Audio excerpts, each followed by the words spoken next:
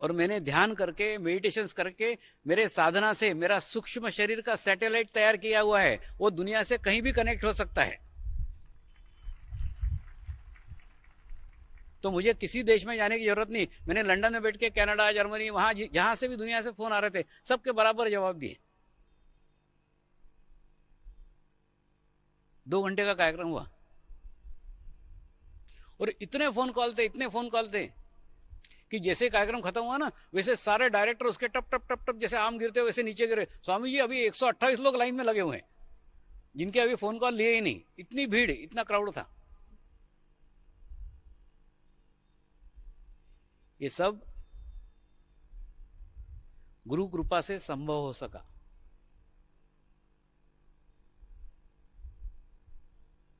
ये एक स्थूल शरीर है, एक सूक्ष्म शरीर है। आभामंडल अलग है, ओरा अलग है। ओरा और आभामंडल शरीर के साथ में रहते हैं, शरीर के आसपास रहते हैं। मैं सूक्ष्म शरीर की बात कर रहा हूं।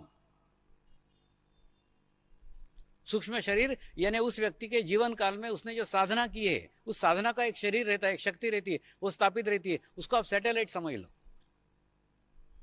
जैसे आप मोबाइल से इस देश से उस देश में बात करते हो कि नहीं, सैटेलाइट से, बस वैसा ही वो सैटेलाइट तैयार है।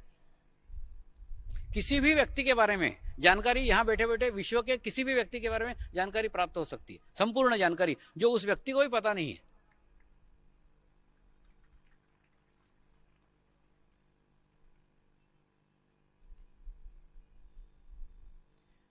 मैं आपको दूसरे और तरीके से बताने की कोशिश करता हूं।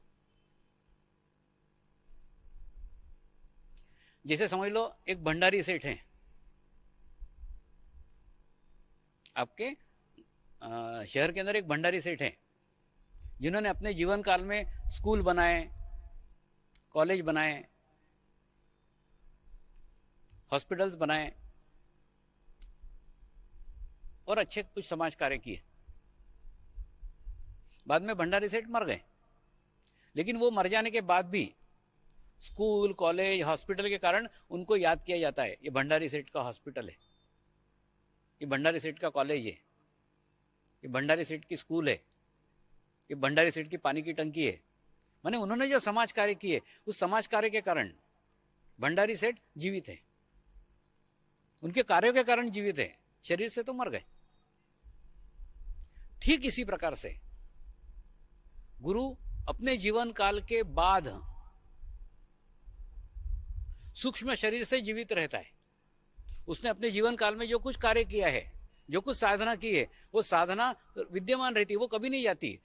शरीर नाशवान है, साधना नाशवान नहीं है, शक्ति नाशवान नहीं है। वो अपने जीवन काल में जो भी शक्तियां इकट्ठा करता है उसको स्थापित करके जाता है, और जो उस मार्ग पे चलता है उसको मदद करती है।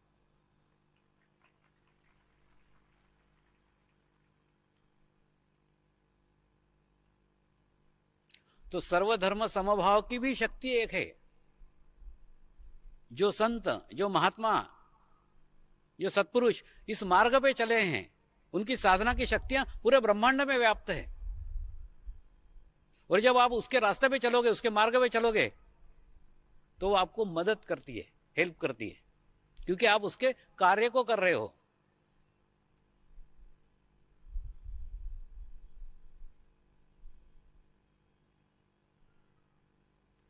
तो सूक्ष्म शरीर साधारणतः कोई गुरु समाधिस्थ होने के बाद 25 साल के बाद में, 50 साल के बाद में, 100 साल के बाद में उसका वो सूक्ष्म शरीर कार्यरत हो जाता है। इसलिए गुरु के समाधि को 25 साल तक कोई नहीं पूछता। 25 साल के बाद में उसका सूक्ष्म शरीर कार्यरत होने के बाद फिर उसका समाधि का प्रचार होना चालू हो जाता है, उस स्थान का प्रचार होता है। 50 साल बाद होता है, 100 साल बाद होता है।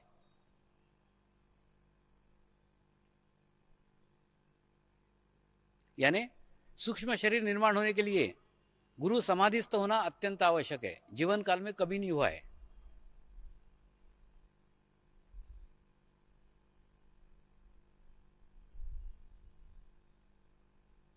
और मेरे जीवन काल में ये घटना पहली बार घटी है कि मैं जीवित भी हूं और सूक्ष्म शरीर भी निर्माण हुए।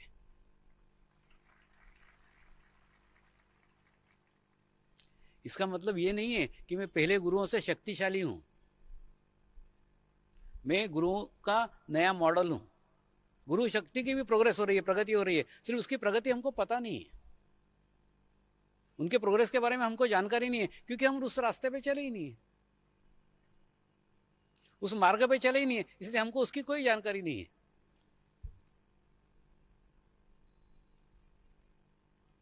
तो गुरुओं का भी विकास हुआ है,